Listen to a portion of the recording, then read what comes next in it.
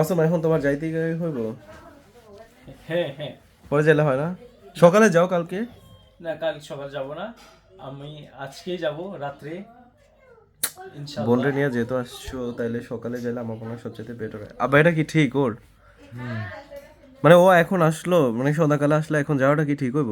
না তো ঠিক কথা, কতবার বললাম। অত এটা করে আমার করলে মনে হচ্ছে কষ্ট দিয়া দিতে আছে। চিন্তা করছো আব্বাই কি বলছে? ইনশাআল্লাহ আবার আসবো। তোমার এত অল্প টাইমে কত পছন্দ করে ফেলছে। আমরা এই অনুষ্ঠানটা করতাম, চিন্তা করছো? আপু কিন্তু তোমারে মানে তোমার কথাবার্তা অনেক পছন্দ করে। ইনশাআল্লাহ এর পরবর্তী সময়ে যখন আসি তখন আবার থাকবো।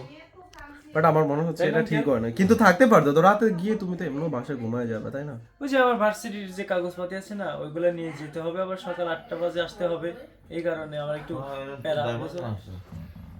তাহলে শোনো, কথা হচ্ছে কি ফেরা না দেই, কারণ হচ্ছে তুমি একটা কথা বলো আবার আসবা। আঙ্কেল ইনশাআল্লাহ। আন্টি সবাইকে নিয়ে তারপর ইনশাআল্লাহ, আসবা। ইনশাআল্লাহ। আসবা তো? ইনশাআল্লাহ আবার শিওর? Sure sure.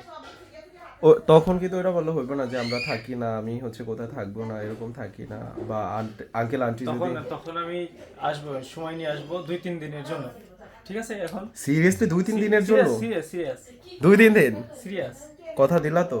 ইনশাআল্লাহ। কথা দেখবো দিলাম। কথা থাকে কিনা তোমার। ইনশাআল্লাহ থাকবি তো। আচ্ছা তাইলে আর তোমাকে মানে না রাখি, তাইলে খাওয়া দাওয়া করে গাড়িতে উঠাই দেই, তারপর হচ্ছে এখান থেকে চলে যাবো। আঙ্কেলটা বলছো নাকি? না বলিনি, বলবো। শোনো, তুমি একটা কাজ করবা, তুমি যখন খাগান উঠবা, মানে গাড়িতে উঠবা খাগান থেকে, তখন তুমি হচ্ছে আঙ্কেলরে নক দিবা, নক দেবো, বলবা যে সিএমবি আসতে। আমরা চেনবি আসছি, আমাদের এখান থেকে নিয়ে যান। ফোন তো আসি। আর আরেকটা কাজ করবা, সেটা হচ্ছে যখন বাসা পৌঁছাবে তখন কিন্তু আমার নক দিবা। ওকে। কিন্তু সত্যি বন্ধু মন অনেক খারাপ, কারণ তুমি চলে যাবে। ইনশাআল্লাহ প্রোগ্রামটা শুরুর আগেই তুমি চলে যাচ্ছ, এটা তো এটা তো বিষয়টা খারাপ। আব্বা এটা কেমন, মানে আমরা এখানে খারাপ খারাপ। স্টার্ট করে জঘন্যতম কাজ, জঘন্যতম হলো এটা, কি বলে? হ্যাঁ, মন খারাপ হয়ে গেল আমাকে। আসলে এটা কিন্তু বাস্তব কথা, যতই ফান করি। বাট কিন্তু যে কালকে সকালে আবার আসতে হবে কাগজপত্র নিয়ে। কালকে সকালে আসবা?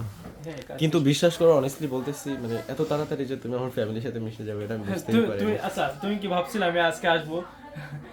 বলো দেখি। প্রথমত আমি মানে আমি তোমার যখন ইনভাইট করছি, ওই যে দেখো আব্বা নাকি ভাবছে, আমি বলছি বাসা যে আমার একজন ফ্রেন্ড আসবে, আমার খুবই কাছের বন্ধু। আচ্ছা আচ্ছা, তাহলে আত্মবিশ্বাস আমি ছিল। আমি হচ্ছে প্রথম ভাবছি যে তুমি যে বললা গ্রামে যাবা, তো ভাবলাম যে হয়তো ব্যস্ত, আর তোমার তো এখন বিজি থাকারই কথা নর্মালি, তো প্রথম ভাবি না। কিন্তু তুমি যখন আমার ওই দিন নক দিলা, যে মানে গত পরশু, তখন আমি ভাবলাম কি ভাই তাহলে তো ভালোই, আমি অনেক খুশি হয়েছি। তো আমি বাসার সাথে সাথে বলে দিয়েছি আমার বন্ধু আসবে। পরে কালকে যখন হচ্ছে গিয়ে আন্টি মানে ফোন দিছিল, দিয়ে বলছিল যে বোন আসবে, তখন আরো বেশি খুশি হয়েছি। আমি বাসায় জানাইছি, আম্মুরে জানাইছি, তারপর আফুরে বলছি যে বোন আসবে, তখন বলছে তো তো তাহলে তো অনেক ভালোই, ঠিক আছে। কিন্তু তারপর তোমরা যে এসে এই কাজটা করবা, মানে আমি থাকবা। এখনই যাব, এই কাজটা তো আমার পক্ষে করা উচিত হয় নাই, তারপরে একদিক দিয়ে আমার উচিত হয়েছে। কোন দিক থেকে? ওই যে আবার আসতে হবে। আমার আমার দরকারের কারণে আমি চলে যাইতে।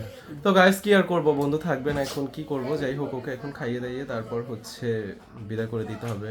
মন অনেক খারাপ, অনেক দুঃখ মনের ভিতরে। বেদনা। আর ব্রিলিয়ান্টরা আসলে সবসময় এরকমই করে, এভাবে বই নিয়ে বসে থাকে যত বড় অনুষ্ঠানই হোক। যাই হোক, মেধাবীরা, ও যদিও পড়াশোনা করে নাই। মনের ভিতরে খুবই একদম বিভীষিকাময়। একদম আসলেই তাই। তো যাই হোক, চলো খাওয়া দাওয়া করতে যাই।